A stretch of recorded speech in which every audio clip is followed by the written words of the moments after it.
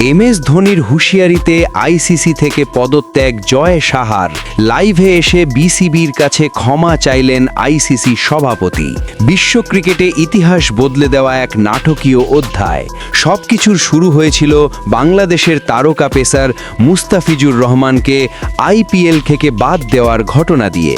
নিরাপত্তা শঙ্কার কথা জানিয়ে বাংলাদেশ স্পষ্ট করে দেয় ভারতের মাটিতে টি-20 বিশ্বকাপ খেলবে না তারা। আইসিসির একাধিক বৈঠক, প্রস্তাব, এমনকি ভেন্যু পরিবর্তনের আশ্বাসও বাংলাদেশকে রাজি করাতে ব্যর্থ হয়। ফলে বাংলাদেশ বিশ্বকাপ থেকে সরে দাঁড়ায়। তাদের জায়গায় সুযোগ পায় স্কটল্যান্ড। এই সিদ্ধান্ত বিশ্ব ক্রিকেটে তোলে প্রচণ্ড ঝড়। এই উত্তাল পরিস্থিতিতেই লাইভে এসে মুখ খুললেন ভারতের সাবেক অধিনায়ক মহেন্দ্র সিং ধোনি। লাইভে ধোনি বলেন, বিশ্ব ক্রিকেট আজ যে জায়গায় দাঁড়িয়ে আছে তার জন্য আইসিসির শীর্ষ নেতৃত্ব দায় এড়াতে পারে না। ধোনির কণ্ঠে ছিল স্পষ্ট হুঁশিয়ারি, বাংলাদেশের সঙ্গে যা করা হয়েছে তা ক্রিকেট নয়, এটা রাজনীতি। ধোনি লাইভে আরও বলেন, এই পরিস্থিতির নৈতিক দায় আইসিসির সভাপতির। জয় সাহার উচিত দায়িত্ব নেওয়া এবং পদত্যাগ করা। এই বক্তব্যের পরই আইসিসিতে তৈরি হয় তীব্র চাপ।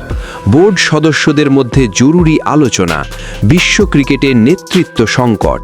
সূত্রের দাবি অনুযায়ী ধোনির এই বক্তব্যের পরই আইসিসির ভেতরে চাপ এমন পর্যায়ে পৌঁছায় যেখানে শেষ পর্যন্ত আইসিসির সভাপতির পদ থেকে পদত্যাগ করেন জয় সাহা।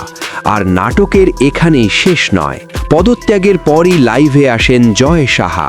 সরাসরি বাংলাদেশের উদ্দেশ্যে তিনি বলেন, রাজনৈতিক সিদ্ধান্তের কারণে বাংলাদেশকে বিশ্বকাপ থেকে বাদ দেওয়া আমার জীবনের সবচেয়ে বড় ভুল। তিনি আরও বলেন, আমি বাংলাদেশের ক্রিকেট বোর্ড এবং ক্রিকেট প্রেমীদের কাছে আন্তরিকভাবে ক্ষমা চাইছি। লাইভে জয় সাহার কণ্ঠে শোনা যায়, আমাকে ক্ষমা করে দিও বাংলাদেশ। এই ঘটনা নিয়ে এখন ক্রিকেট বিশ্বে তীব্র আলোড়ন, সোশ্যাল মিডিয়ায় আবেগের ঝড়। বাংলাদেশের ক্রিকেটকে ঘিরে নতুন সম্মানবোধ।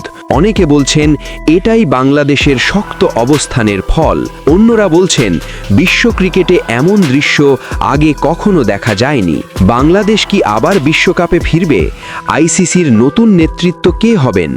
মুস্তাফিজু ইস্যু কি এবার স্থায়ী সমাধান পাবে? একটি বিষয় নিশ্চিত, বাংলাদেশ আর নীরব দর্শক নয়। বাংলাদেশ এখন সিদ্ধান্ত বদলানোর ক্ষমতা রাখে। এই পদত্যাগ কি বিশ্ব ক্রিকেটে নতুন দৃষ্টান্ত? আপনার মতামত কমেন্টে জানাতে ভুলবেন না।